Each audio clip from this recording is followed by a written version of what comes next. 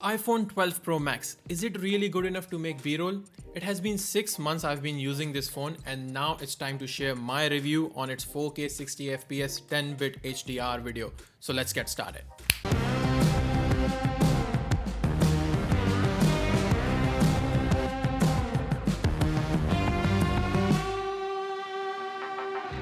Hey guys, what's happening? This is me Tahir and welcome to this new video. If you are new here, welcome to my channel. Today we are going to talk about the 4K 60 FPS 10-bit HDR option of iPhone 12 Pro Max. Is it really good enough to make a B-roll? We'll find out. I'm going to share with you guys the raw footage from this phone using this same option. I'm not going to go into the full specification of this iPhone. You guys can easily find this information from other sources on the web, but I am going to cover its camera specification. So here's a quick rundown about the photography specs of this iPhone. It has a 12 megapixel camera system which consists of ultra wide and telephoto camera lenses. The ultra wide lens is on aperture of 2.4 and will give you 120 degrees field of view. The wide lens will give you an aperture of f1.6, and lastly the telephoto lens is on f2.2 aperture.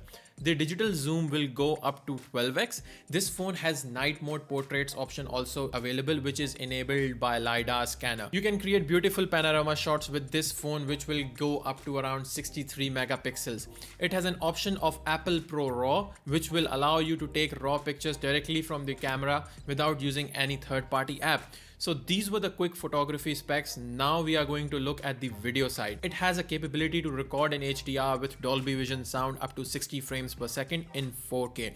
You can record in 24, 25, 30 and 60 frames per second. Same goes for 1080p, but in 720 you can only record at 30 frames per second. The digital zoom is up to 7x. Under slow-mo option you can record in 1080p at 120 or 240 frames per second. The time-lapse video has a built-in stabilization, and now you can record a time lapse in night mode as well.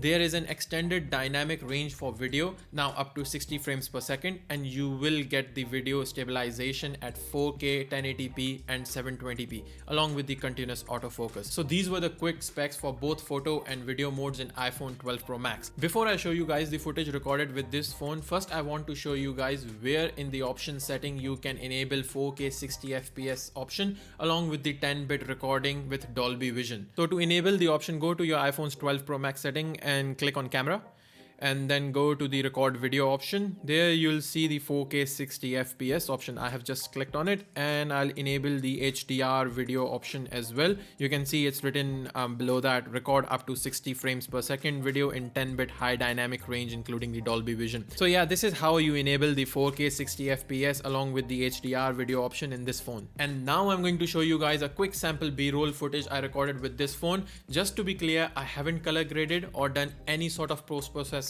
on this footage. The only thing I have done is that I have slowed down this footage from 60 FPS down to 30 FPS, and that's it. And without wasting any further time, let's check out the footage.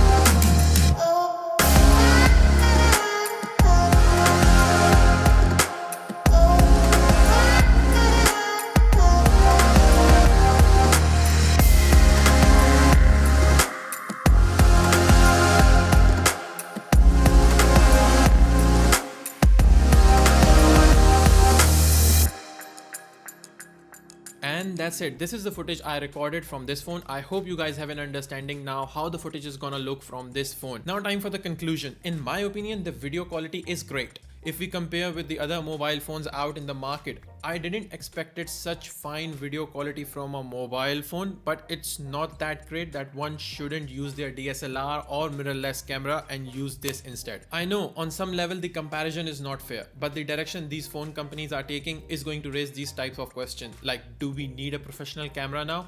Or can we use this phone instead? Apple has done a great job with image stabilization and color accuracy looks good as well. There were few instances where I thought the footage is bit more saturated, which can be easily fixed in post-production color grading. Overall, I can see myself shooting with this phone as a secondary camera if I need some additional footage or if my main camera runs out of memory or battery.